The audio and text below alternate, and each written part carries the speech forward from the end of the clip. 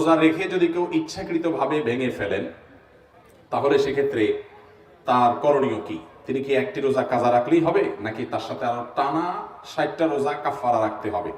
এটি ফোকায়ে কেরামের দুটি মত আছে। অনেক ফকিগণ বলেছেন যে শুধুমাত্র স্ত্রী সহবাস করলে যদি রোজা রেখে এবং এই জাতীয় কাজ করে তাহলে সেক্ষেত্রে তার জন্য রোজা কাজার পাশাপাশি কাফারা লাগবে। আর অন্যান্য উলামায়ে কেরামের মত হলো যে না, বরং যেই কোনো ভাবে রোজা ভাঙবে, ইচ্ছাকৃতভাবে ঠান্ডা মাথায় যদি রোজা ভাঙে তাহলে সেক্ষেত্রে তার জন্য একটা রোজা কাজা এবং তার সাথে টানা 60টা রোজা কাফারা রাখতে হবে। মোট কয়টা রাখতে হবে?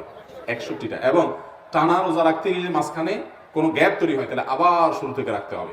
আর যদি এইভাবে টানা 60টা রাখার সক্ষমতা তার না থাকে তাহলে 60 জন মিসকিনকে খাদ্য দান করতে হবে। এর মাধ্যমে তার এই রোজার কাফারা আদায় হবে। রোজা রেখে ভেঙে ফেলা এটা খুব ভয়াবহ একটা বিষয়।